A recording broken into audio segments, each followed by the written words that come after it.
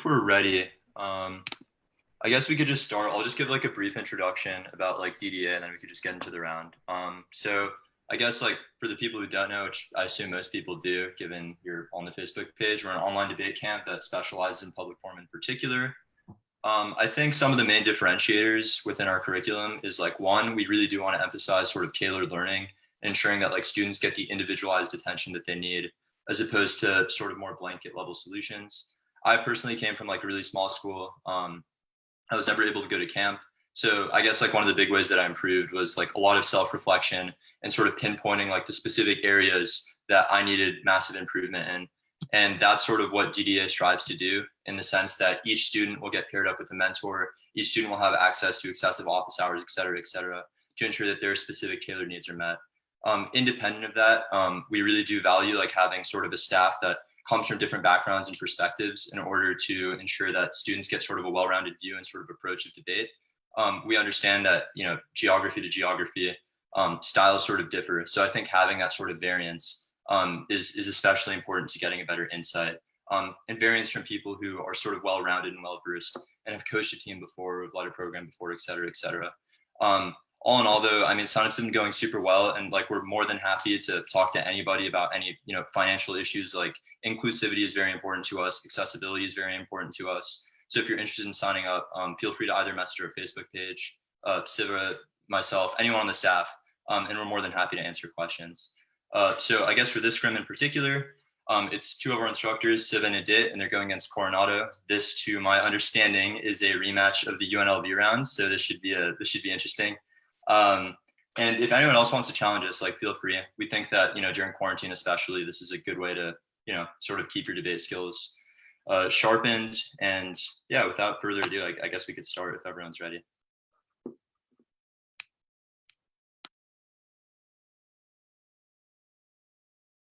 All right, yeah, we're ready. Wait, I'll just time with my phone, whatever. All right. So, with all that being said, I guess we can start now. We affirm since the dawn of the Vietnam War, U.S. intervention has become the new norm. Since the time we are young, we are told that America is protecting us from the bad people without ever raising the question of who really should be considered the bad people. U.S. intervention, in fact, opposite of what we've been taught, is the root cause of issues, and it's high time we recognize it. U.S. influence in the Persian Gulf perpetuates abuses in two key ways. Contention one is American exceptionalism. All arguments for maintaining U.S. presence in the Gulf begin with an assumption that American exceptionalism exists while it does not. Tyrell in 16 explains that American exceptionalism isn't just the idea that the U.S. has differences from other nations, but it can actively rewrite both the past and the present. This ideology creates a false dichotomy between the outcomes of past failed and hopeful future interventions by presupposing that somehow the United States can secure a different outcome just by virtue of its position. Cook 5 warns that while there was a point when America could justify special treatment, true American exceptionalism is a thing of the past. There are two key ways American exceptionalism fuels conflict in the Middle East. First is by painting a false narrative of American perception. Cook 5 explains that the US uses exceptionalism to think that regardless of our actions, we will always be seen as a force for good. This caused the US to commit frequent human rights abuses, from the Muslim ban to white nationalism. Unfortunately, this double standard is visible in the Middle East and fuels anti-American perception, making all US soft power a conflict magnifier in the region. Second, by preventing us from learning from past mistakes. Mary 14 explains that American exceptionalism means that intervention will always be worse than the status quo. Set 3 corroborates that because the US ignores historical precedent, they continue to pursue strategies that have been proven ineffective in the region. Contention 2 is taunting Iraq.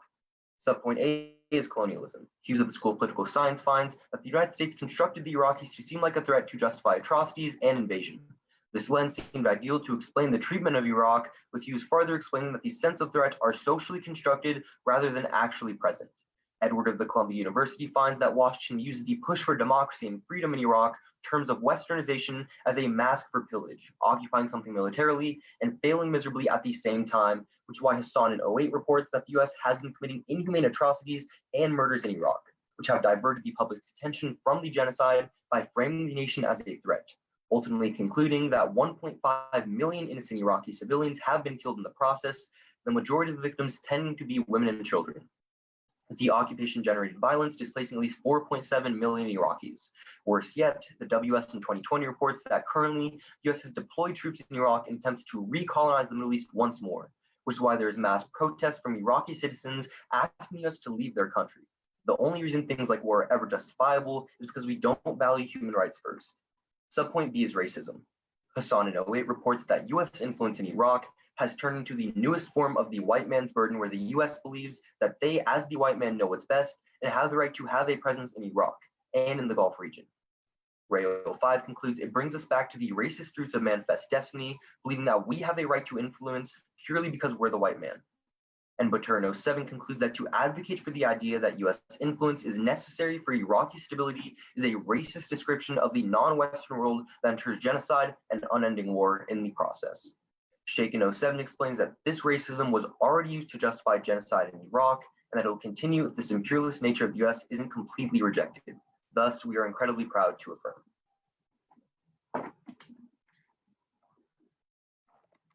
Can I see that intervention leads to unending war? Yeah, for sure. And then after that, we'll take a bit of prep. Okay, sounds good. So, do you want me to just call you? Yeah, that works.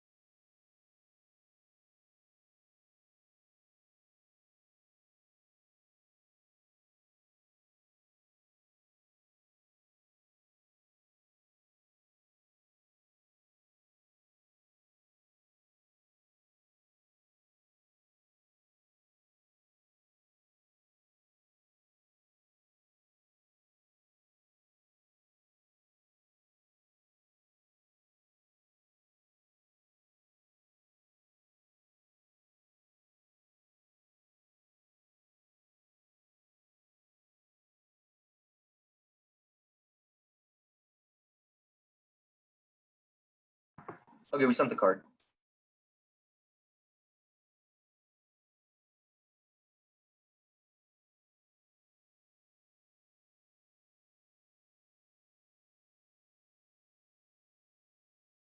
I don't think I've got it yet. When it comes through, we'll start prep. I just got it. I just realized. Okay, here, I'll call it a day. Can you hear me?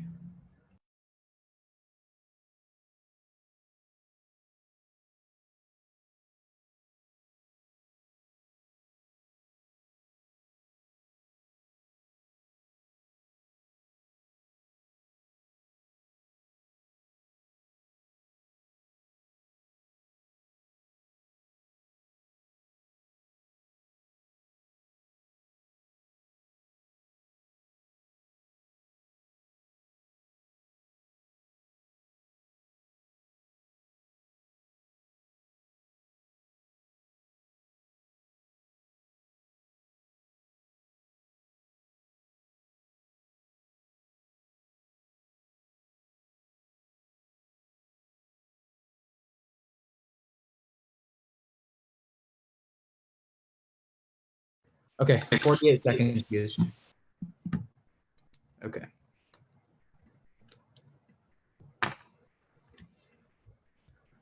Okay, can everybody hear me? All right, all seems good. Okay. Saratoga negates contention one is humanitarian assistance. Kessler, the national interest, explains that the Middle East exhibits extreme secularism, where religion is the root cause of expansion by nations. Thus, some level of regional conflict is inevitable. However, not all conflicts have the same death toll. While direct conflict often kills thousands, conflict without aid packages consistently kills millions. Fortunately, Side of Toronto University finds that U.S. security assistance is the sole reason that private organizations are able to send aid to the most needed areas during conflict. For example, Beaumont 16 finds that this aid has saved 16 million starving Yemenis. Overall, Easterly of the Brookings Institute explains that because it protects government areas, ensures safety, and affords money for basic necessities, aid combined with military action cuts the probability of war in half. Contention 2 is regional chaos. Absent a third-party mediator such as the U.S., factions in the region would become wary of their adversaries and expand to fill the power vacuum. Fortunately, the U.S. has ensured stability in the Middle East in 3 ways, and the first is by protecting Qatar. The New York Times reports that the loss of oil demand as a result of the coronavirus will depress oil prices to $30 a barrel from its usual $70. Emmons 18 writes that these plummeting prices have historically pushed Saudi Arabia to attempt to seize Qatar to gain access to the country's $320 billion sovereign wealth fund. Luckily, Kuziansky 13 explains that U.S. security support for Saudi Arabia gives it leverage over the nation, which is why Emmons 18 finds that the U.S. has been able to stop Saudi Arabia from taking military action against Qatar in the past. Maintaining U.S. leverage is key, as Smith 18 finds that a conflict between Qatar and Saudi Arabia would kill hundreds of thousands, reignite conflict across the region, and provide havens for terrorism to thrive. Second is Saudi nuclearization. Kuziansky 13 writes that Saudi Arabia wants to develop nuclear weapons in order to deter Iranian attacks. Prop C-19 warrants that a U.S. withdrawal from the Persian Gulf would signal to Iranian hardliners that their aggressive strategies are successful and unhindered, encouraging Shia Iran to defeat Sunni Saudi Arabia in a regional conflict to take the top leadership spot of the Islamic world. Luckily, Kuziansky explains that currently the U.S.'s security guarantee to Saudi Arabia gives it the leverage necessary to persuade Saudi to forego the development of nuclear weapons. Russell 10 writes that U.S. presence similarly halts nuclear weapons development in the UAE and Kuwait. This is key, as Bagat 06 reports that Israel's military doctrine states that they should apply all means necessary to prevent any Arab state from acquiring nuclear capabilities. Eingil 18 finds that the resultant Israeli strikes could kill up to 20 million people, and even worse, K11 finds that these military strikes would result in regional proxy conflict between coalitions led by Saudi Arabia and Iran. Ultimately, Fisher 16 quantifies that this could kill 5 million people. Third is terrorism.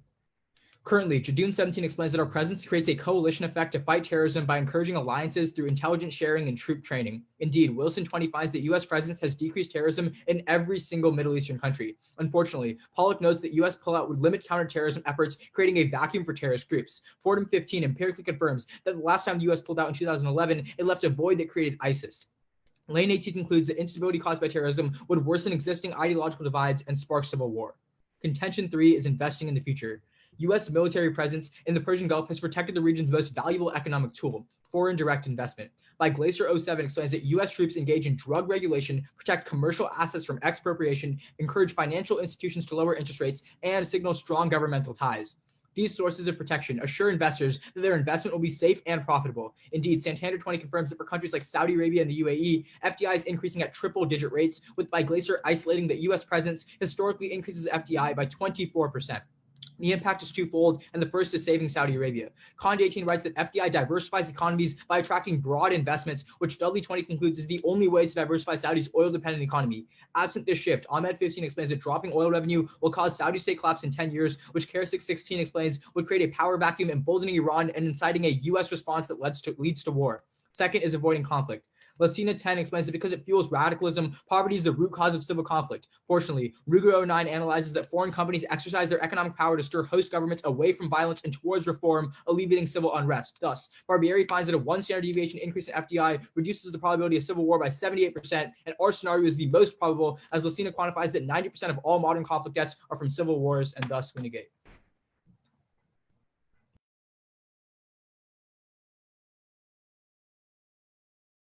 Are you good for cross? Yeah, we're good. Okay. Let me start my timer. Everyone else ready? Mm-hmm. All right, cool. So just on the C3 about foreign direct investment, so broadening investment into Saudi Arabia lets them expand into other sectors, right? Yeah. Okay, so where are these foreign direct investors going to be investing into Saudi Arabia? Probably like their oil sector, right? No, so they're That's investing in profitable. Vision. No, so they're investing in Vision 2030, and we can give you evidence that says that. But independently, like oil is probably least profitable right now because prices are super low. Okay, right? what else? What else are they investing into? Vision 2030. So the majority of investment okay, yeah. in Saudi Arabia. Okay, cool. Can I ask a question? Yeah. Go ahead. Okay, so I think everybody on the stream can agree that like structural violence is bad, but like in order to have an educational discussion, I want to examine the warrant. Can you please give me a warrant as to why U.S. imperialism for structural violence is specifically worse than other forms of structural violence? Okay, so we say with US imperialism specifically, since we think we're so superior to these Middle Eastern nations, we can go in, commit whatever atrocity we want, and say it's okay because we're trying to help them, or the American way is better than the Middle Eastern way. I So understand. that in turn, That's not a reason the action is worse. But my question, that's a reason that the intent for the action is worse. wait, insofar as like the card we gave, you said it would commit unending genocides and unending war. We would say like it's going to be pretty easy to like weigh over your case. Just to make sure. So your argument is that because the pretext for U.S. intervention has justifications of U.S. imperialism, that causes it to be long lasting, which is why it is more important, correct? Like the actual warranting is just that it creates long lasting structural violence, not just that it creates imperialism led structural violence, right? Right. We say A, imperialistic factors would commit to like the genocide and the wars that we talk about, and then B, other factors just like nationalism and stuff like that. Can I take a question? Yeah, sure. Okay, cool. So just like on the second warrant about Saudi Arabia nuclearizing, so like when Saudi Arabia and Iran were like on the verge rather of war like last December, what did Saudi Arabia do? Did they like nuclearize, or did they like reach out to Iran and say, hey, we don't really want to like go to war with you? Can we just be diplomatic? I mean, I don't know, but that doesn't answer the argument whatsoever, right? Our argument is that when the U.S. security guarantee goes away, Saudi Arabia is going to be pushed to nuclearize. So that said, yeah, but that's because we're drawing down our presence. Pardon? I mean, can I have a follow-up? Yeah, sure. Yeah, like we were drawing down our presence in Saudi Arabia, taking out troops. Instead of nuclearizing, they just reached out to Iran and said, hey, we don't want war. We don't want to nuclearize. Can we just like be diplomatic? Okay, so two things to that, right? A, you have to prove that those negotiations actually materialize in something. B, we would say that independent of that, they didn't pull out all of their troops, which means we still have some security guarantee. It's a perceptual argument. But then third, they're still under our nuclear umbrella because we're still good allies with them. So now I'm going to take another question. You say that our actions in the Middle East are a form of imperialism. Is inaction still an action? What do you mean? Is not doing something still an action? We say doing something that has like racist imperialist like intent is going to be a lot worse per like the WS20 evidence, which says, I mean, like WS20 says that we're only there to recolonize the region. Like I understand that, right? But that's once again not answering my question. Right? My question to you is simply that if we don't do something, is that still technically an action? I guess it's time. Okay. Seth, you want to prep? Yeah. Okay, cool. We're gonna take a prep.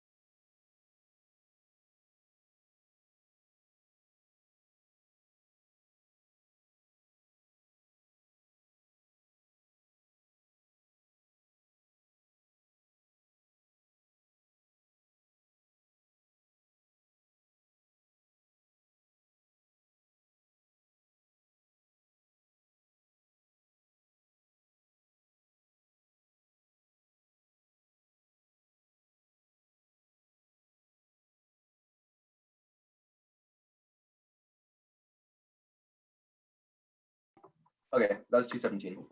Can I see the timer? Yeah, here we go. Okay. So the order is going to be a weighing overview. You're probably going to want a separate sheet of paper, and then it's just going to move into case.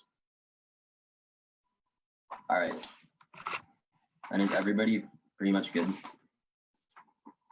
Okay. And we'll start now. The most important impact in the round is stopping endless slow violence. Slow violence, this is true for 4 reasons. First, magnitude. Ignoring low forms of conflict in favor of worst case scenarios justifies ignorance and erases oppression, leads to hasty actions, bad policies, and reproduces more violence. For instance, the framing that we need to invade Iraq in 2003 because Saddam Hussein had a weapon of mass destruction is what precisely led to the continual slow violence against the Iraqi people. For this reason, Rob Nixon of the University of Wisconsin-Madison in 2011 writes that slow violence is indivisible and exponential, operating as a major threat multiplier that can fuel long-term proliferating conflict. Second, probability. Prefer structural violence because it has a 100% probability and it happens and continues to happen against marginalized communities. Thirdly, it controls the root cause of all conflict. Structural violence is the proximate cause of all war, causing creating psychologically more so invisible warfare creates structural conditions for extinction, whereby we prioritize existential threats that allow us to continue to sustain harm to the ecosystem, and as it's never deemed immediate. Now let's go on to their case. 3 turns to their entire case. First turn, politicians in Washington justify military intervention on the logic of security and preventing high magnitude impacts such as those framed in the negative constructive. Thomas Goodnight of USC finds that when debating about merits of war in Afghanistan and Washington, Democrats in Congress got so caught up in the fear of another 9/11 that they okayed intervention, even though they knew it would create more terrorists and justify endless warfare. In that way, the representation and framing of magnitude first in Congress is what created endless intervention in the Middle East, justifying the slaughtering of thousands. Second turn, security imposes calculative logic that undermines the value to life. Dillon in 96 finds that security logic and the calculability undermines humans' value to life in the sense that it reduces humans to the level of objects in which all atrocities at that point are becoming justified. Third turn, the framing of upholding regional security in the Middle East is founded upon the representation of necessity for endless intervention in the Middle East. Diligent 5 writes that regional security has its roots in representations of the Middle East region, and that the West used for their own purpose, such as stable oil, which upholds the logic of imperialism and intervention. Diligent furthers that this representation in the Middle East actually exacerbates conflict while perpetuating social and environmental abuses. The impact is serial policy failure. Policies that are passed are always tied to their justifications. Weigh policy representation and questions of their assumptions over specific scenarios. This is true for 2 reasons. First, bad assumptions lock in and results into serial policy failure. Dillon and Reed explained in 2000 that in the sense that bad epistemological or ontological assumptions in foreign policy recreate the problems that they were meant to solve, only to search for new analysis rooted in questioning the vital assumptions of international relations and representation of foreign policy that can ever solve serial policy failures in the long run. Second, bad representation kill more people in the long run. Equalist estimates empirically that U.S. interventions framed with the goal of national security in the 20th century alone directly contributed to the killings of 6 million people. Now let's move on to 8. First term, the MEM finds that because the U.S. presence in the because of U.S. presence in U.S. imperialism, the United States has been taking more from developing countries than they would have been doing without foreign aid. Indeed, they explain that the meager amount of money in foreign aid that is trickles down to poor people is dwarfed by the resources that are exacerbated by Western capitals, finding that developing countries have largely seen a negative net transfer of resources and wealth because official development assistance, loans, repayments, debt cancellation, and foreign direct investment portfolios, investments have recorded and unrecorded trade flows, concluding that the U.S. takes far more than these nations than we give back by controlling their sovereign assets. Solving back for U.S. presence allows developing countries to control their own assets and prosper on their own, which is why Wolin 11 finds that a 1% increase in foreign aid decreases GDP by 8.18%. On to proliferation, the link chain is weak. Sutsy 15 finds that proliferation doesn't mean more countries try to proliferate. It actually means that they increase the war probability of war empirically. It actually has the opposite effect. No one is incentivized to proliferate alongside proliferating countries because it just puts their security more at risk because it's such a high magnitude of a situation. But then on to Saudi Arabia, we can turn as the Washington Post finds that Saudi Arabia will de-escalate conflicts before it becomes remotely probable, even when the United States was backing them empirically. As soon as war became probable with Iran, they tried to negotiate with Iran. They don't want a war. Now on to oil. GOP 15 explains that securitizing the oil market and making it something of a key concern is what's going to allow for intervention of the United States, which justifies structural violence. That just links right back into the framing that we read at the top of the rebuttal. At the end of the day, we would say that structural violence is going to outweigh this argument as well because it literally just links back into it.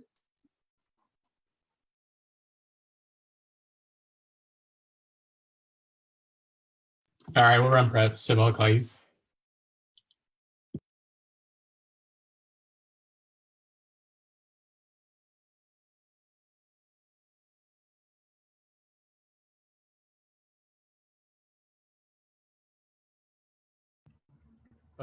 We'll start prep when the call goes through.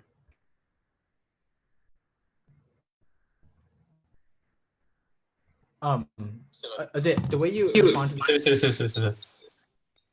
You're unmuted on the Zoom. What's up? No, it was, Oh, sorry.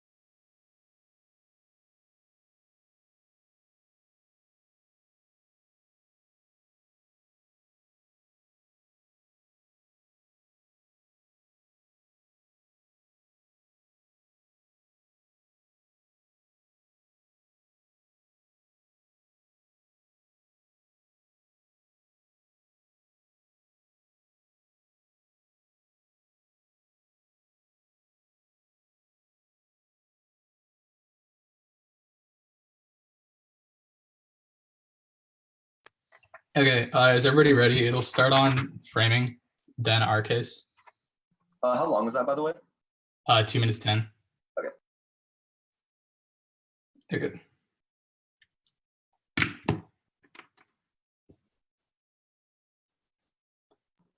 All right.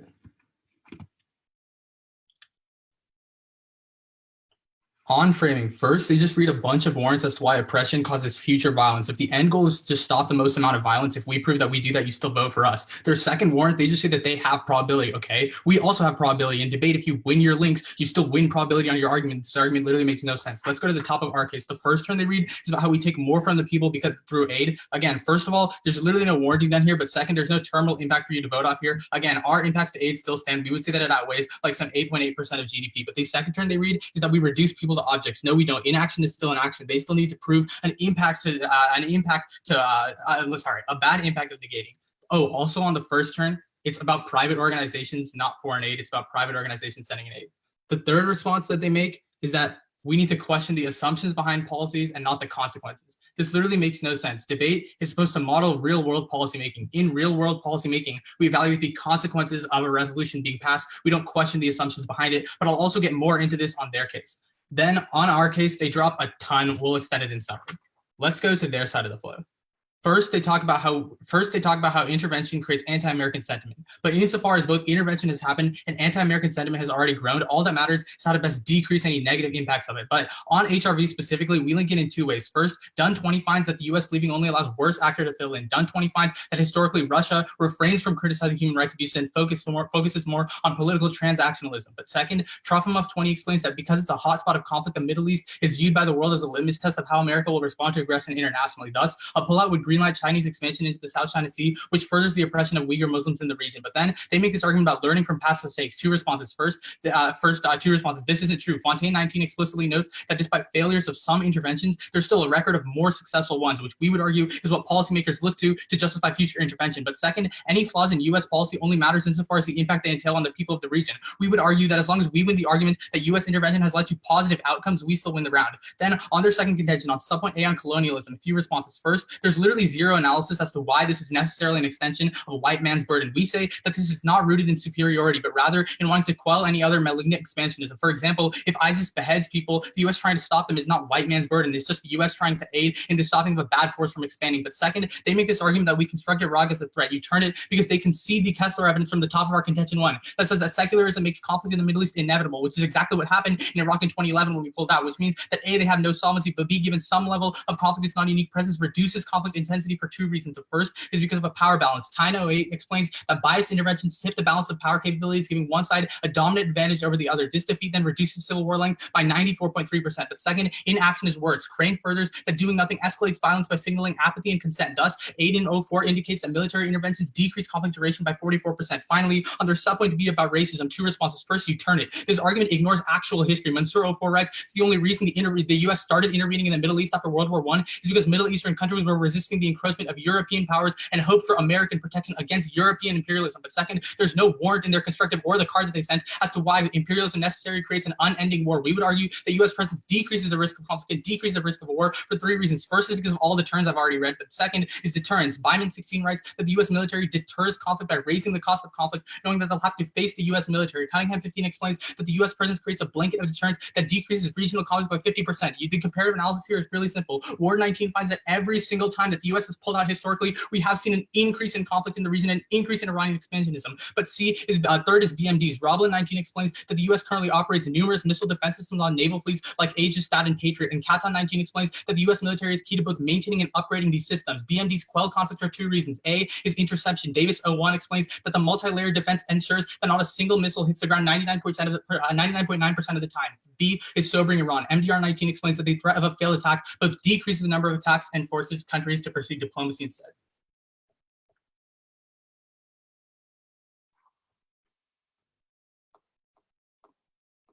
Can we just see the card every time pull out?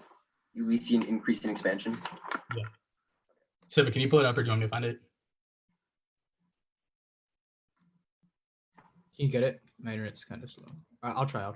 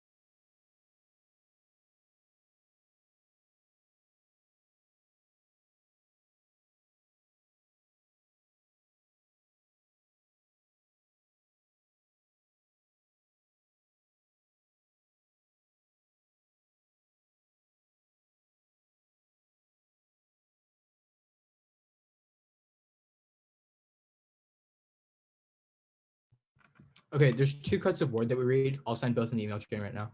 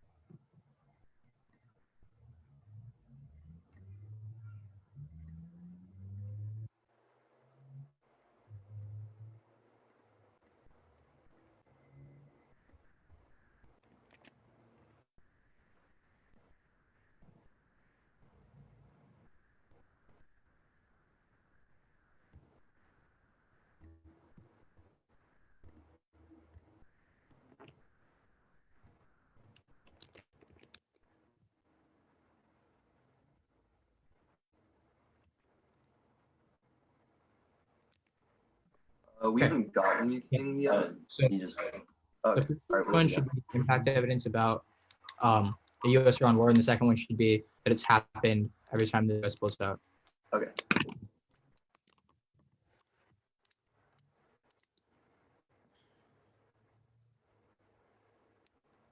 Let me know whenever it goes through. Has it gone through?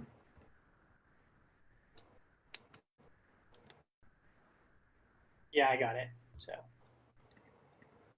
Did y'all send both? You might have just got the first email. The second one should be coming through any minute. Okay, yeah. Refresh that. All right, look again.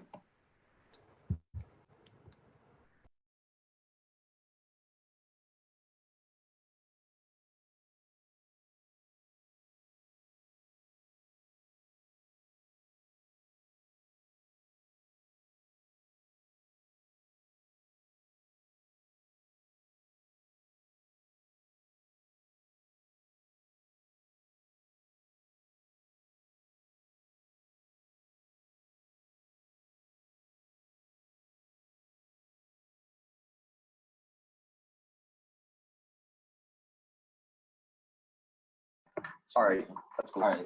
And then are you all ready for cross? Yeah. Yeah. Okay, let me just plot it on it. Okay. All right. So can I get first question? Go ahead. So why in debate do we model policymakers?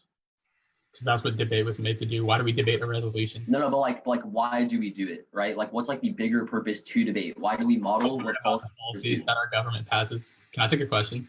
Wait, no. I think like you probably need to answer a little bit better, right? Like what is the purpose of debate? Why do we in PF, why are we having this round right now? Why are we discussing? Why are we to acting learn- as to if we learn are about the impacts- policymakers? Yeah, to learn about the impacts of policy that our government passes. That's why there's a new one every month so that we can learn about different policies. Can I take a question? Okay, yeah, sure. Okay, so you say something like slow violence is invisible. What does that mean?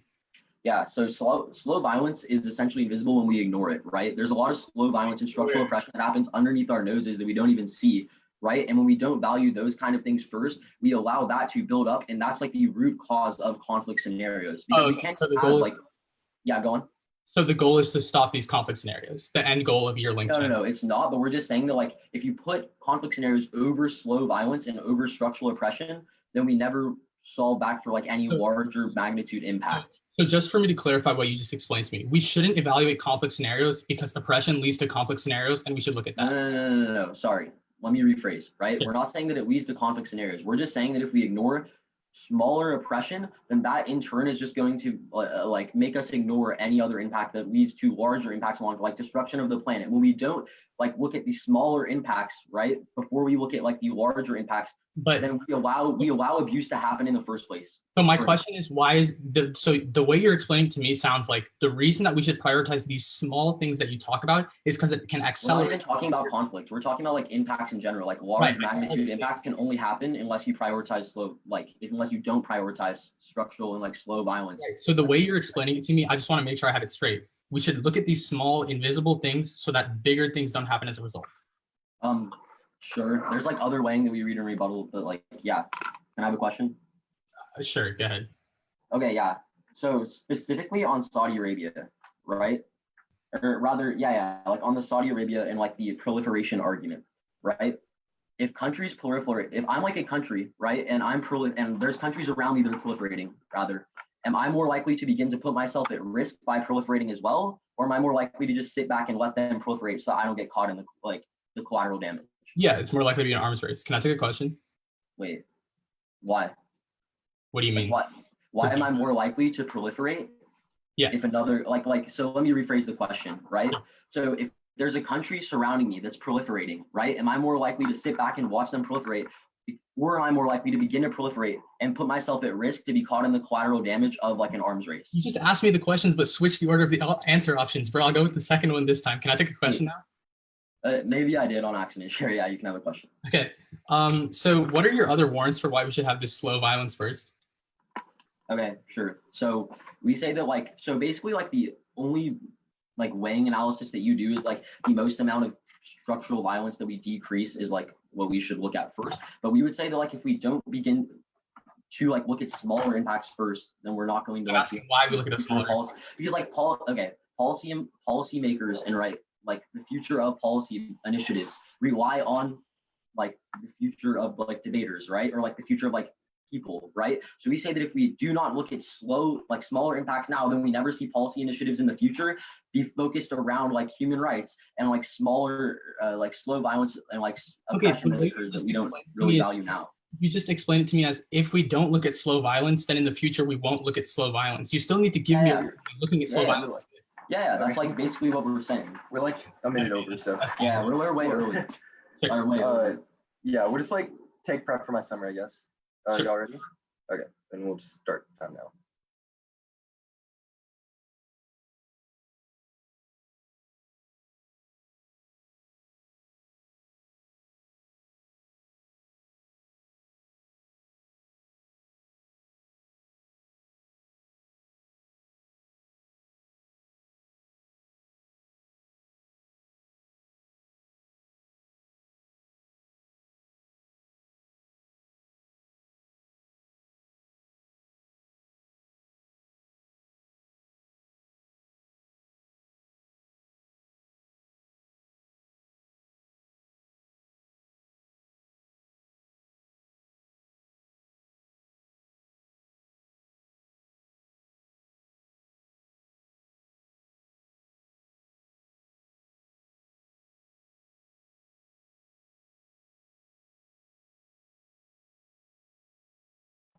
Okay, so forgive me if it's a little messy. I'm gonna try my best to have it in order. So it's gonna go policy making, then slow violence framing, our case, your case.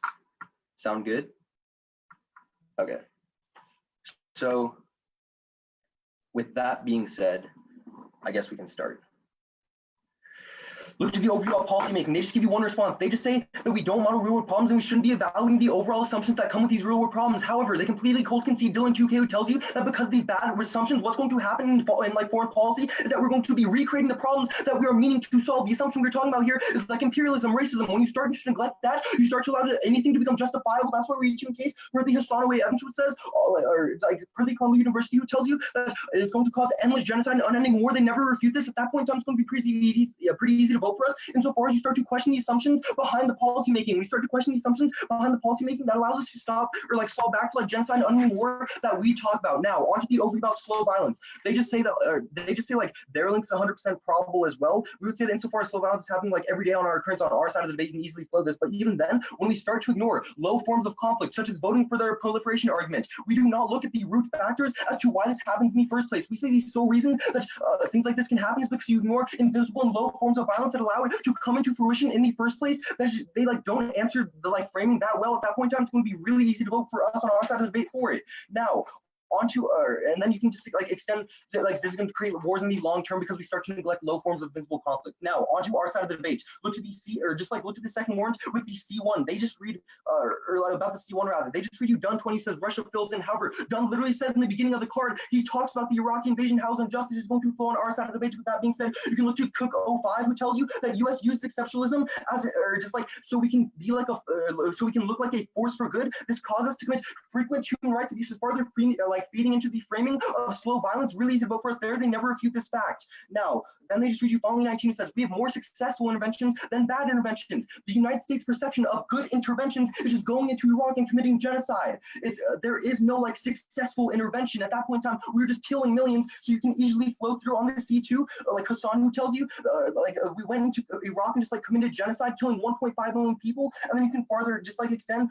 Ray 05, who tells us that this is bring us back to our racist roots as a country. Now, look at the C2, specifically the first warrant. Group the first two responses together. They're just reliant saying that like America is not racist. We say yes, we are, insofar as we are going into a country portraying our dominance and our ideologies, even though they want us out. Iraq literally wants us out of their country right now, but we won't leave because we think the Western way is far more superior. At that time, you can remember that when you sign your ballot. Now, the other thing they tell you is that like that they just give you this power balance turn. They're literally prioritizing their high magnitude scenario with this turn, further feeding into the slow violence like framing that we put down, because they just say when you have this power balance, you're going to prevent things such as like the conflict and nuclear scenarios they talk about, literally feeding into the framework at hand. At that point in time, you can send the WS-20 evidence, who says we're literally trying to recolonize the Middle East. Onto their case, a lot of drop stuff. The first one's on the humanitarian aid turn. They just say no more. And yes, there is. We just take up place in their countries and take far more than we get back. It's pretty simple. Now, onto the C2 about Saudi Arabia. Honestly, just extend the overview. There's not that much for them to go for.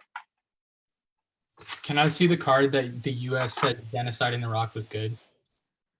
No, that was Dung 20. If you read like the first sentence, he starts talking about the, like stuff in Iraq. Yeah, On prep. that was your card.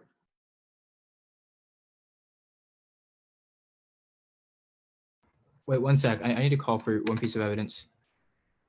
It's I know what it's called, but it's like it's the what you extended on the framing that says we recreate the problems of imperialism and racism. It's like Dylan 2K. Oh yeah, Dylan 2K. That was on the policy framing. Yeah, we can send that over. Thanks. Y'all should get in a second.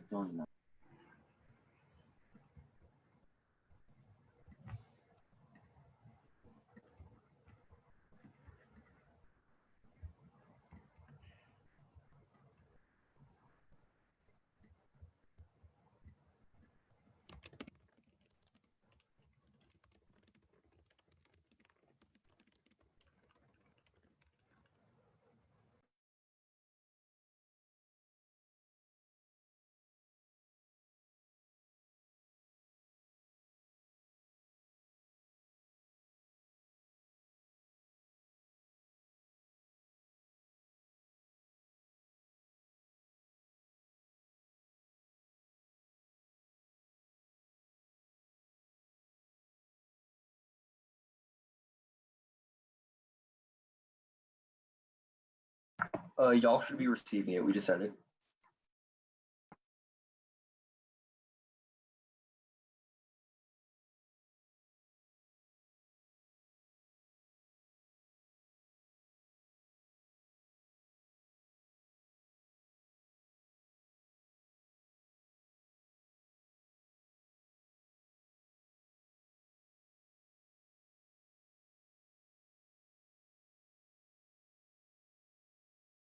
Civi, do you see it?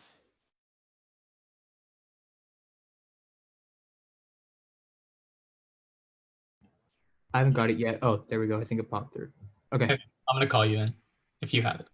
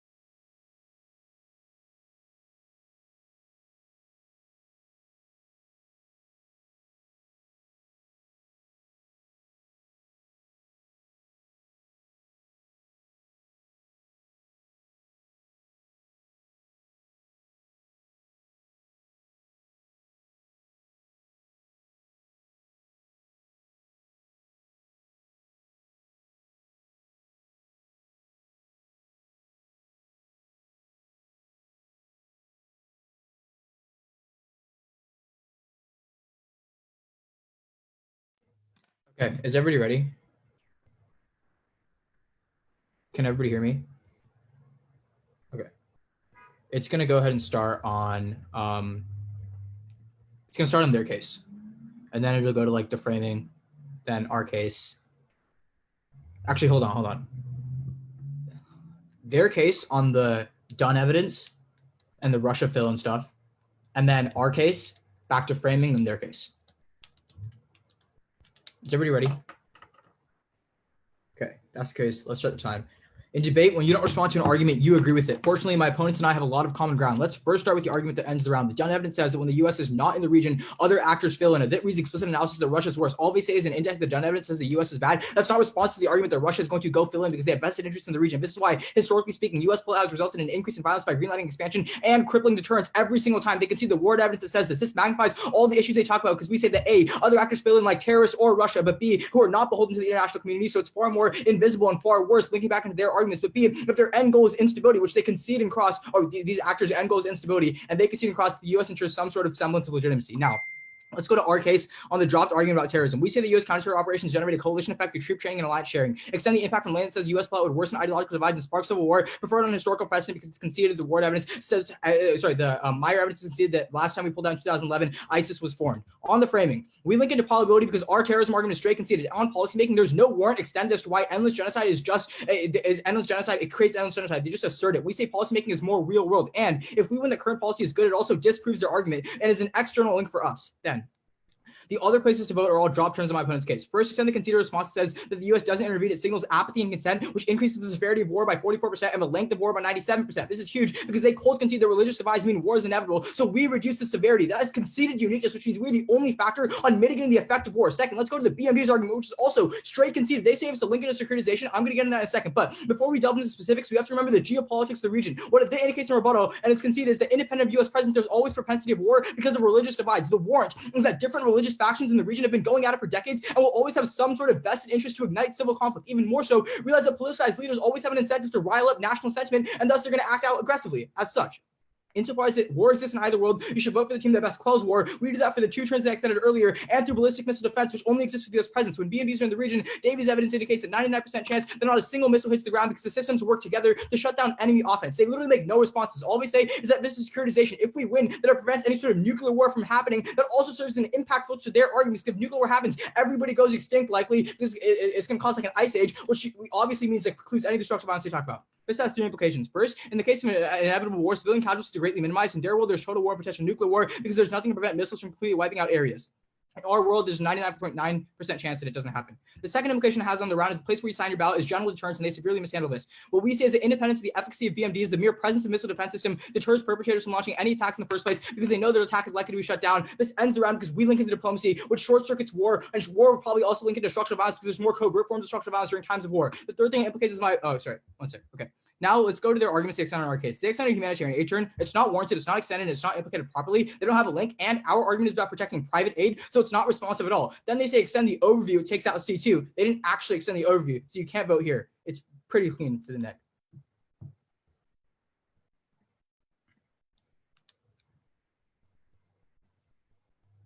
All right, y'all ready for grand? Yeah. Okay, cool. So just on the response you made while you were like frontlining your case, you just say y'all have to prove like current policy is good, right? Right. So how is current policy good if with the overview we read, you just said we shouldn't be evaluating assumptions? So you didn't actually extend a warrant on the overview. You said, and I quote, extend the overview. Wait, that's not an extension. No, I extended the overview in the beginning, and then I was just like, you can cross. The only thing you extended in the beginning, and once again, this wasn't really warranted, but what you extended was that this leads to endless cycles of war. There's no reason extended like consistently. I don't even know if I caught it well in case. There is a reason as to why U.S. imperialism leads to endless war. The justification, I don't agree with it, but that definitely wasn't in summary. But independent of that, Hold on. It definitely wasn't summary, right? So when we're talking about like the first extension that Brandon makes, right? Okay. It's that.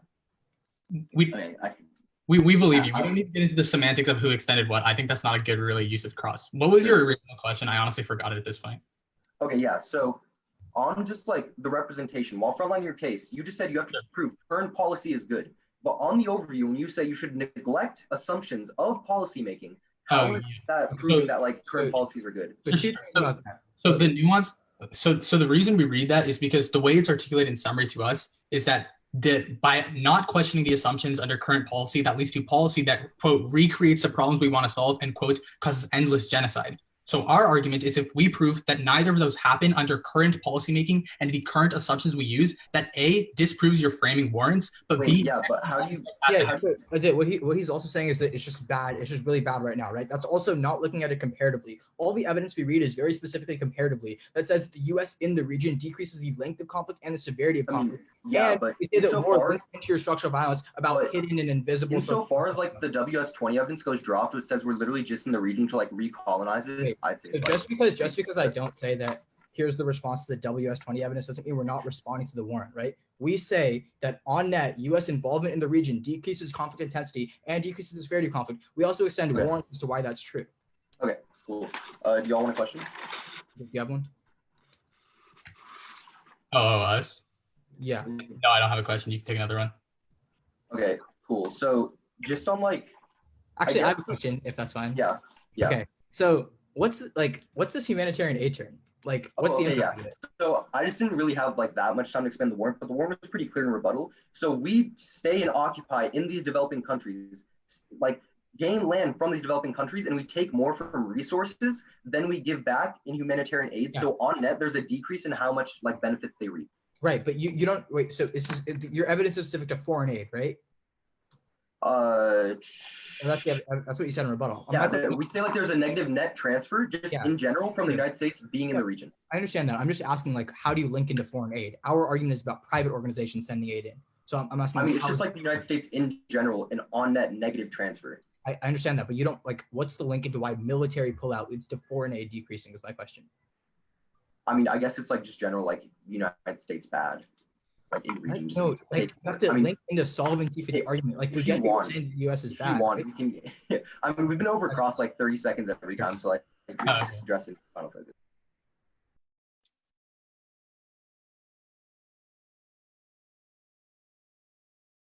All right. We're good. Okay. All right. So the order is literally just going to be like the representation argument, and then it's going to be onto like them. Okay. Ready? Representation over scenario analysis takes out every argument they read. We explain that this is a real world impact, and because they dropped the serial policy failure argument that we continued with bad policies, so the only way for them to solve for real world policy making in the long term is questioning the assumption. Even if this is true, and like the Russian fill-in argument makes matters worse, it doesn't answer the fact that this debate should be about questioning representation in foreign policy. Specifically, the U.S. goes into the region and incentivizes to make problems worse because of things like oil. The Reed evidence means that if you don't question ontological and epistemological assumptions behind policymaking, it is a prerequisite to solving all forms of conflict in the long run. That's why our analysis that comes from Dylan 96 is going to win us the round, because it basically says that we as debaters like need to first take like these slow violence impacts over anything else. We say that if like we don't, then that means in the future we're just going to be able to justify more intervention. They just say that we only like extend the unending genocide and war. But what the evidence indicates is that because the United States intervened in Iraq in the first place, the reason why is because we frame them as a threat. It's the same thing with terrorists. That's why we read like the link term rebuttal that goes drop that says because of like the war on terror and things like that, we are able to frame terrorists as threats. And when we do this, it allows us to justify intervention in the long term. All of the acts are only justifiable in the round because they're like only justifiable because we justify intervention in the first place. We say that if there's slow violence, if we like put slow violence first, we're not even going to be able to justify intervention in the first place. We see all of their impacts like drop. But then we would say that we would we repeat our policy mistakes in the past if you don't vote for us, because like what our evidence indicates is that by not putting our impacts first when we talk about like Iraq and colonialism, specifically talking about the key evidence that says that we literally committed genocide in Iraq. If you don't vote for us, you're going to see that in the future we're going to be able to repeat those same mistakes. We're not going to learn from it, which is why all of our impacts are infinite. You're going to always see like interventions take place. You're going to see wars continue, which is why we say that our impacts are going to come first. Even if they make some analysis that things get worse under Russia or that terrorism is going to like overtake the country, it doesn't matter, because we say that by framing those threats, we're going to offer more intervention, which is why all of this happened in the first place. That's the Dylan evidence that says every impact that they talk about and we talk about is caused by the United States intervening in the first place. It's only justifiable if we don't put slow violence first and you don't vote for like our impact talking about Iraq. Okay, check your check quickly. I don't think we have Okay. Yeah. Okay. Is everybody ready? It'll start on like framing stuff, and then it'll go down our case, then their case. Is anybody not ready? Okay. on their framing, by the end, the only contextualization we get is that we should question assumptions right now to prevent future wars. Again, if we win our impact about how we stop wars and conflict, we still link into the end goal of the framing that they themselves talk about. But second, and more importantly, we also question assumptions behind policy. We question terrorism coming into the region. We question Russia coming into the region and their incentives to come to the region and the things that they pursue. Again, we are also linking into their framing, and we're linking into the end goal of their framing. Again, we fall under their framing. We've said this repeatedly through the round. Finally, they say that we frame things like terrorists as threats, and that's a bad thing. Just because we don't intervene when there's terrorists doesn't mean the terrorists suddenly vanish. There is still going to be violence in the region and conflict in the region, regardless of whether or not the U.S. intervenes. Our argument is fundamentally that with the U.S. there, the impacts of the conflict in the region go down. There's a ton of ways that the U.S. being there reduces conflict, and the first is on our side of the flow on terror. As Civ explains it, they completely concede in every single speech that counter-terror operations currently right now cause a coalition effect, which leads to troop training, which allows us to combat terror in the Middle East. We give you the historical precedent for this. In 2011, when the United States left, we saw a resurgence of ISIS, which caused conflict that they themselves say that they want to stop. By stopping this conflict, we A, link in their framing, but B, we would say that it outweighs on probability because we see historical precedent for terrorists coming back. They just make this blippy analysis in the final focus that we're going to see Iraq happen again. Literally zero evidence proving that this happened. The U.S. has also publicly said that Iraq was a bad thing. We don't want to see this kind of stuff happen again. No probability of that happening. Literally terrible analysis on their side of flow. But the second place that we're linking into decreasing conflict is going to be the turn on ballistic missile defense. We tell you that right now the United States has ballistic missile defense system on naval fleets within the Middle East. This decreases conflict in two ways. The first is because if missiles are launched, 99.9% of them are stopped, which saves lives. But second, even if ballistic missile defense is not effective, it deters other countries from launching missiles because they think they'll be stopped by the ballistic missile defense. That means that A, we deter conflict from happening by fighting terror, but B, even when conflict happens, we make it less bad because of the ballistic missile defense that exists. At the end of the day, the end goal of both their framing and our framing is we should stop conflict from happening. We do that best as per the conceded arguments. Thank you. Good debate, y'all. Yeah, good debate, y'all. And thanks for Delta for like hosting everything. That was really cool.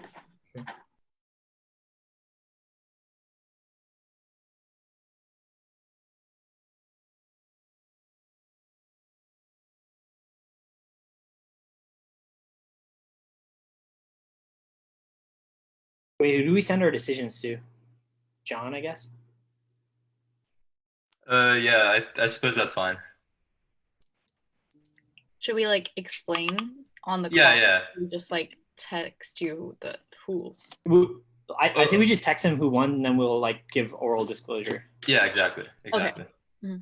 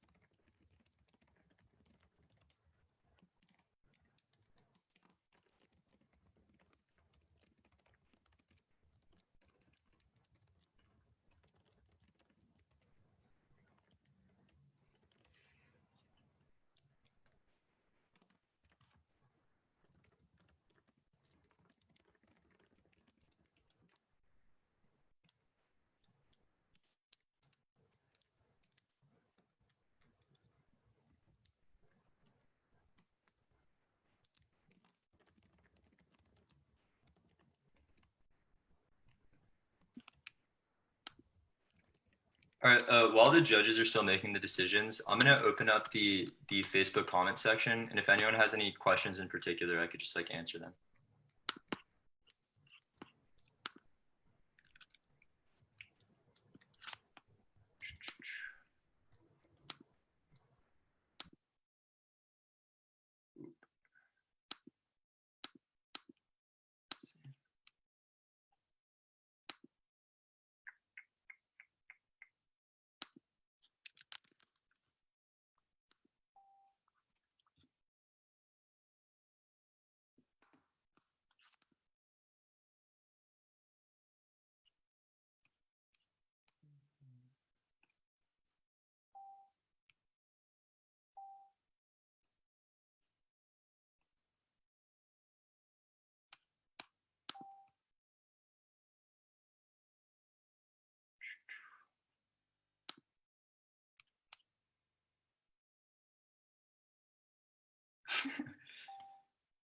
Jackson asked, how many prelims did I drop in my senior year?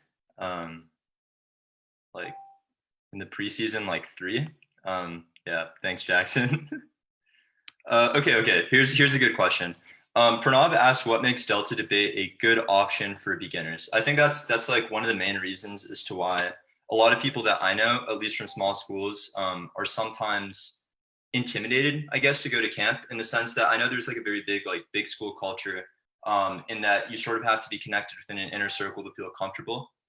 But I think since our staff is comprised of a lot of people that came from small schools and came from different experiences, in the sense, like for instance, Arnav, great staff member, he came from Highland School in Idaho.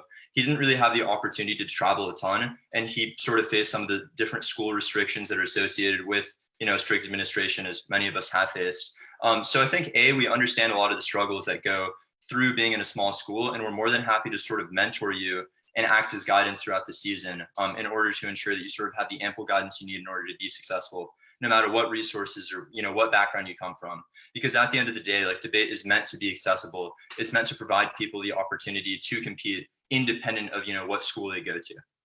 I think independent of that, though, in terms of the curriculum, I think our curriculum is very well suited to teach people of all skill levels. And the main reason why is that, sort of from inception, the curriculum was developed to be adaptable and interchangeable. So when I sort of led some of my informal labs and cohorts with the teams I coach over the summer, all of them came to me from different perspectives and backgrounds. So for instance, VIPBL came from a speech background. So their issue wasn't so much lay debate, it was more so understanding how the technicalities worked. Conversely, Centennial, a team that I coached, came from sort of a more holistic perspective in that they wanted to narrow in more on flay debate, so somewhere in the middle. So I think that, through my experience in coaching, and I think I could say this for the rest of the staff, through their experiences in coaching as well, they've sort of engaged with people from all different types of skill levels. So it's not only like they were good competitors, but they've been good coaches before who have sort of been able to guide people through the different styles of debate, be it super lay, flay, flow. So basically, if you come to DDA, you'll get access to different staff members that do have the different, I'm just checking decision, that do have the sort of different insights in terms of the different styles of debate. Let's see some of the other questions.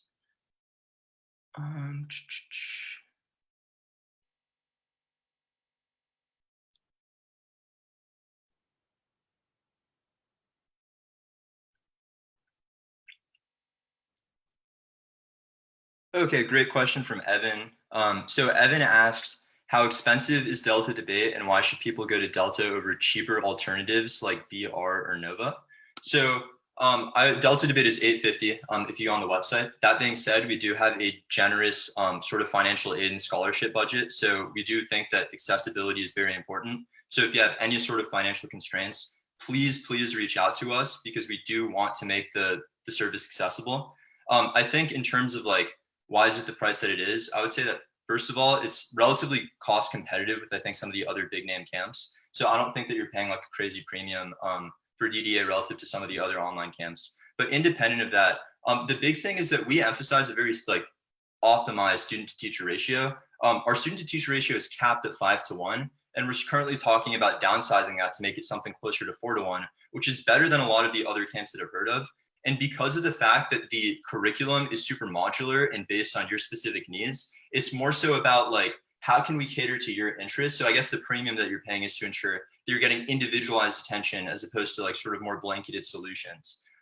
So that sort of is the rationale behind it. But once again, yeah, if price is an issue for anyone, like again, accessibility matters a lot. So just like please reach out.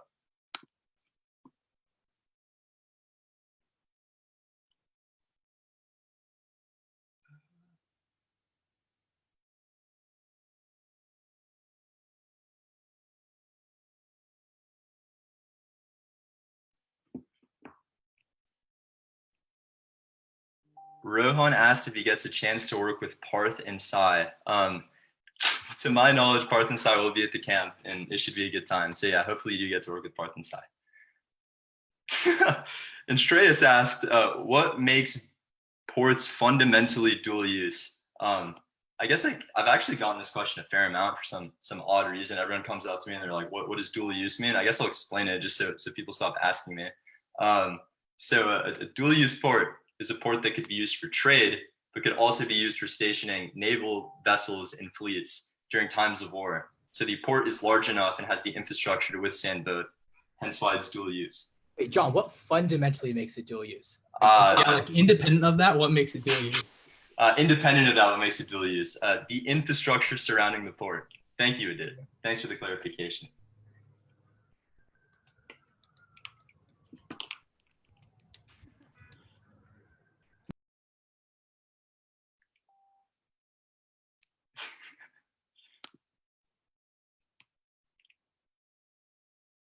Yeah, Dylan, I am telling you that a shrimp did fry the rice, unfortunately. Sorry about that, man.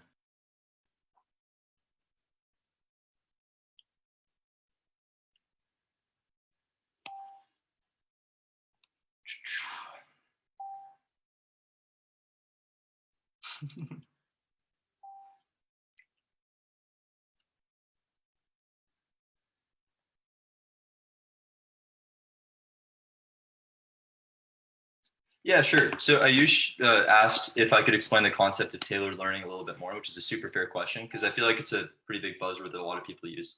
So I guess to get a little bit more in the specifics, there are, I think, 3 ways that were like very tailored, quote unquote. The first is the lab curriculum differs from lab to lab. So we have a lot of signups that range from very, very new to very, very competitive. Obviously, issuing a blanket sort of curriculum wouldn't make a lot of sense. So the way that we get around that is at the start of the lab, everyone's going to send out a feedback form in terms of self-evaluation and sort of what is it that I want to work on. So if I particularly struggle with, word economy, flow debate, you'll send in the submissions to all of the lab leaders, and then the lab leaders use that as guidance to sort of curate the curriculum. Then beyond that, you're paired with an ongoing mentor for Delta hours, and that mentor stays with you throughout the session. So you're sort of able to get tailored advice from that specific mentor in order to work on your specific problems. Finally, you're able to sort of go to office hours and get sort of flexibility. And this references what I said earlier with like the different lab leaders who have different perspectives. So like if, one day you're feeling like, oh, I really want to focus on the lay end of things, we obviously have a staff that has the expertise equipped to answer those types of questions, and vice versa on the super, super technical end, we have that as well. So it's really based on like, what is the problem that you're trying to pinpoint? We have a solution that varies based on that specific problem. Oh yeah, of course.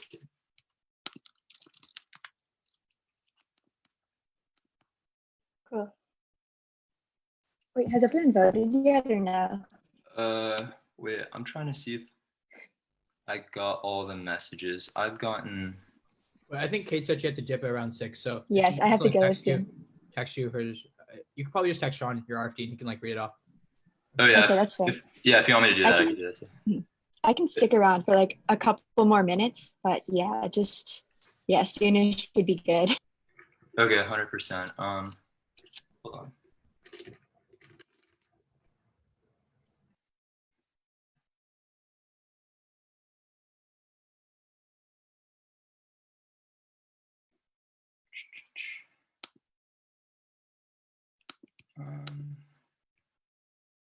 So I'm still waiting on RJ's decision and then Kate's decision. If you could text me those, then I could just announce the decision, then we could get into RFDs.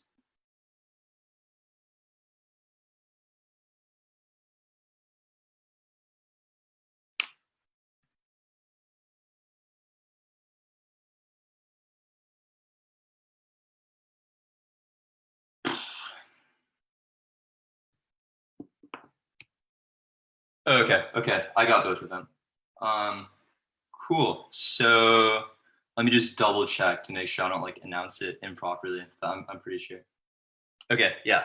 So again, first of all, I just want to give a big shout out to Coronado. Y'all were the first people that sort of challenged, and we really do appreciate it. We think this is a fun event. So I know it could sometimes be like maybe intimidating to hop on the live stream. So like kudos to you guys for like hopping on. It was really fun, and I appreciate you guys coming on.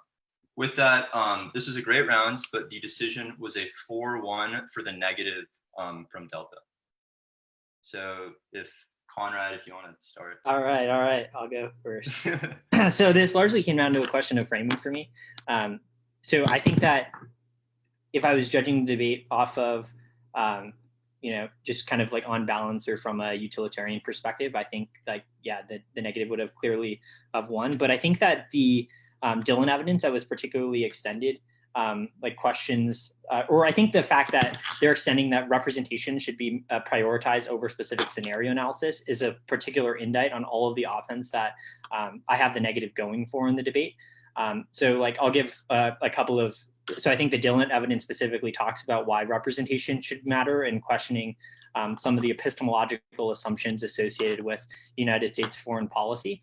And so essentially, because I have that framework conceded, and I think it kind of indicts, especially when they're talking about how this causes serial policy failure. And so I'll talk about how that kind of impacted my view of the rest of the round.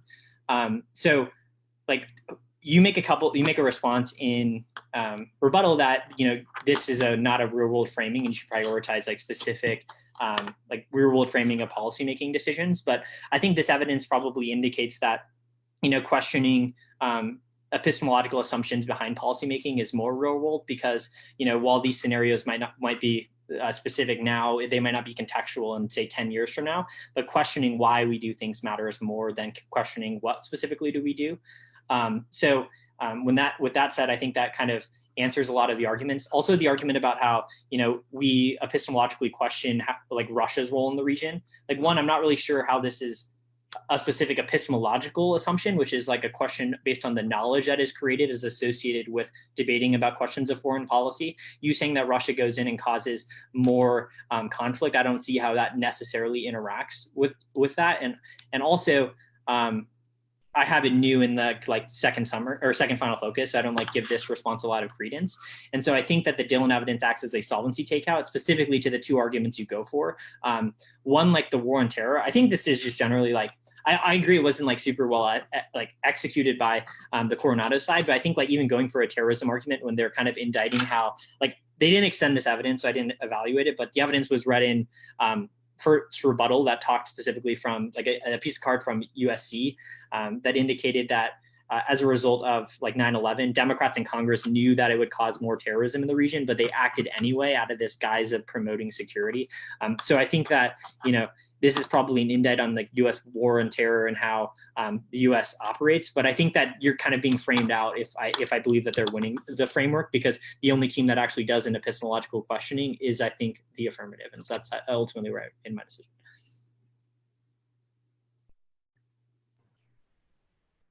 Okay, cool. So I voted for the neg. I think this, first of all, this was a really fun round, and I appreciated like the interesting framing.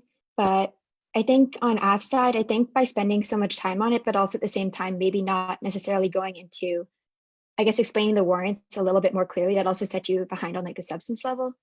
I think, for instance, to win the framing, one of the key aspects that you would have had to win is that the reason that things are bad in the status quo is because of these assumptions and these assumptions behind policy.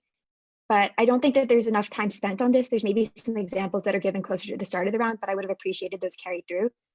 I think at least AF has this counter warrant that, religious divides make at least some level of conflict always inevitable, which sort of undermines that framing a lot.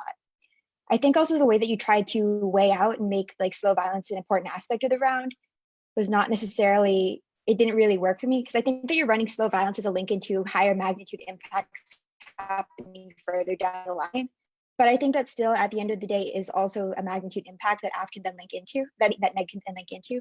And I think it also misses how slow violence, so like things like structural violence, et cetera, can be bad in ways that aren't necessarily captured by utilitarian framing. I think that your case was maybe a bit heavy on saying things that were just sort of, these like philosophical buzzwords, like epistemological like assumptions. But I think for public forum purposes, you kind of have to go a level deeper and explain, actually why those things are bad and important. So then when it came to like impacts on the flow, I just think that there wasn't a lot of comparison done there on either side. But in terms of magnitude weighing, I don't think it's enough to just say like Iraq is bad and it's going to happen again and again. At least coming out of the outside, there's at least some level of comparative probability weighing between terror and other arguments, and then like the BMDs as well. So that's where I voted. I also have to dip now, but good round, everybody. Well, I was gonna say thanks, but they left.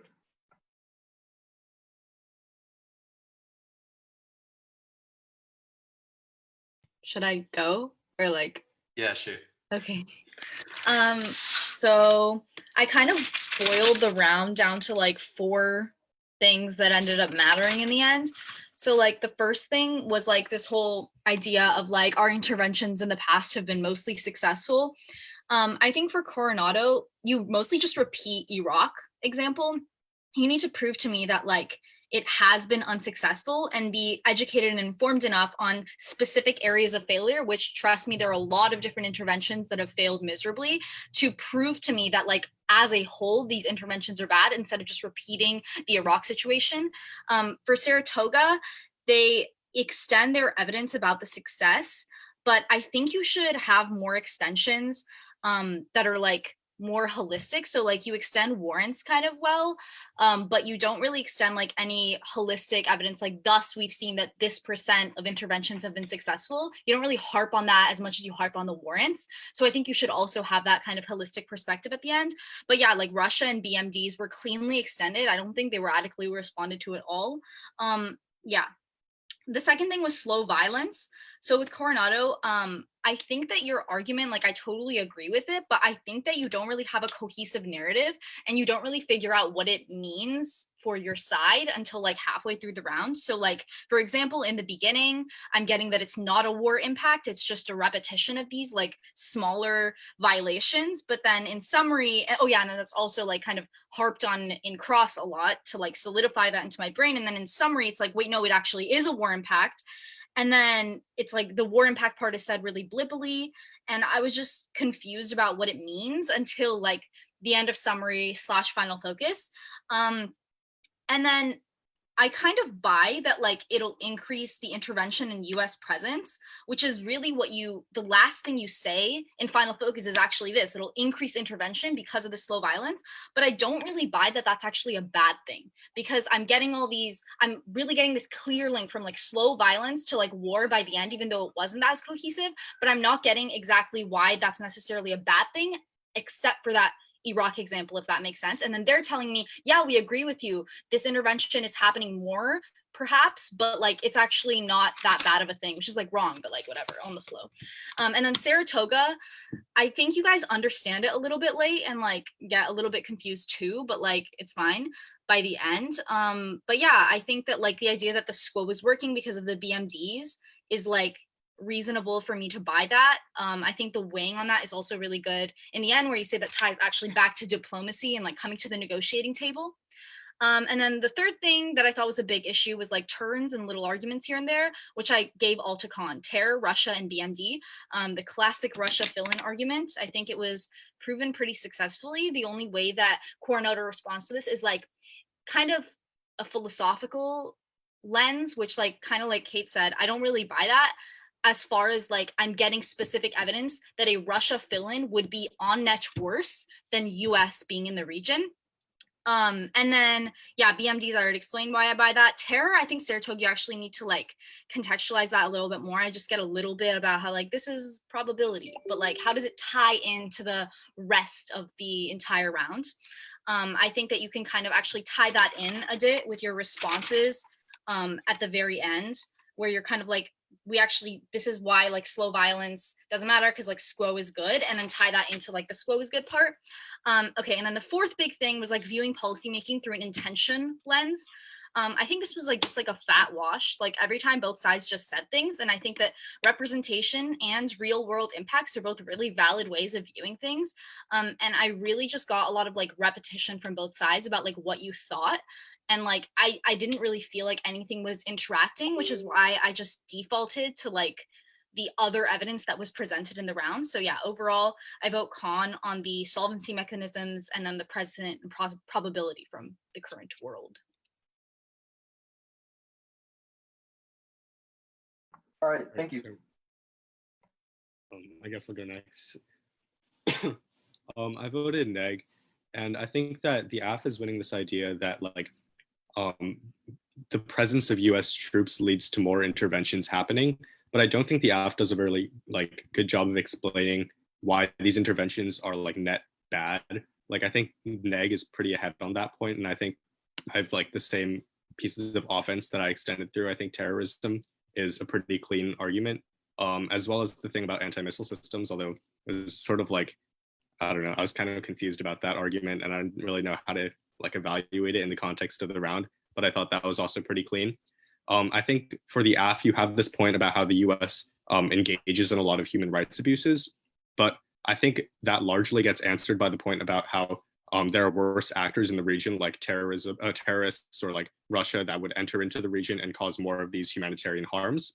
Additionally, I think that the point that Saratoga makes about how conflict is inevitable in the region because of religious tensions, meaning that we should prioritize reducing conflict intensity over like preventing conflict in the first place. I thought that flowed cleanly through, which is why I buy Saratoga's arguments about how intervention is on net a good thing.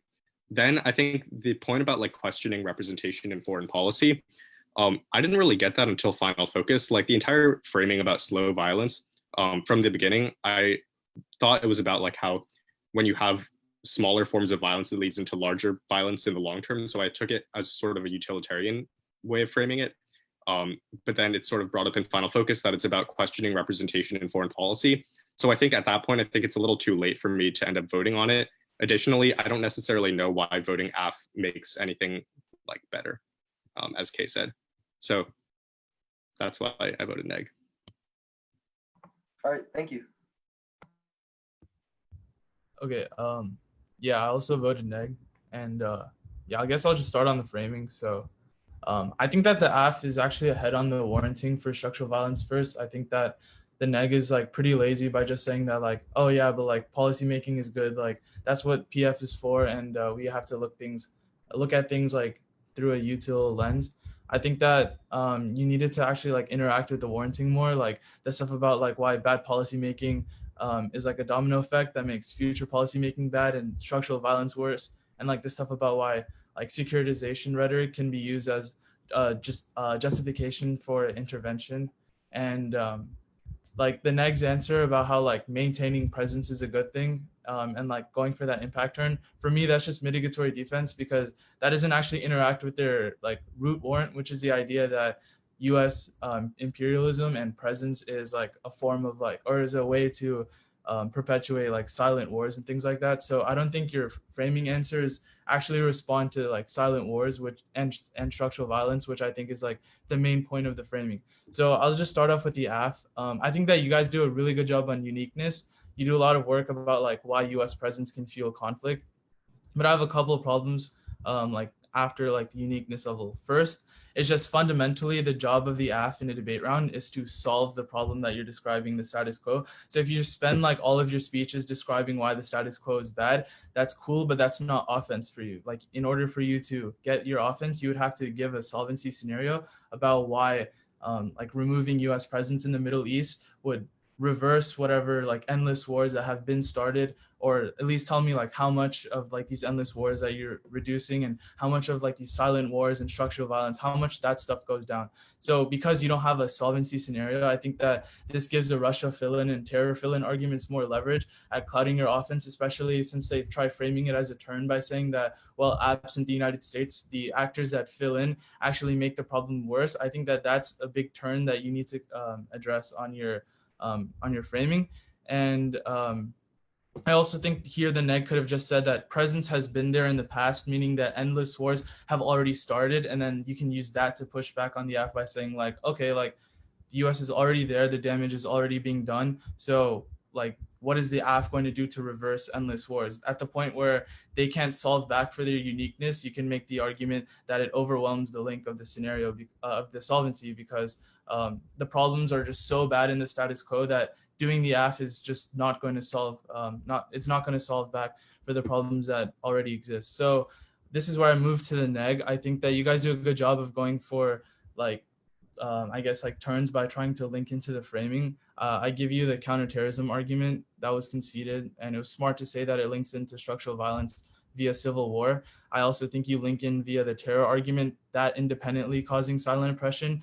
I agree with the other judges. I don't understand how BMD links into the framing. I know it's independent offense, but since I'm voting on framing, I don't think that you connect the BMD argument back to things like silent wars, which you do with civil war and terrorism causing silent oppression.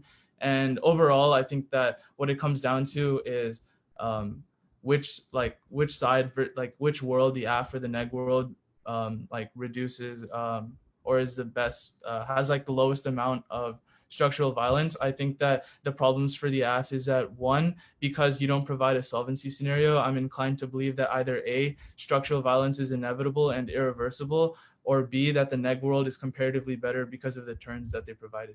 And I just think that in general with the AF, what you guys could have done was just, if you're going all in on structural violence, either one, make turns that link back into framing that you can leverage on their case, or just have a clearly articulated solvency scenario. And that's it. All right, thank you. Cool. Well, thank you everybody for judging. This was super fun. So and also thanks to Coronado. Hopefully we could see you guys this summer, but this was really great.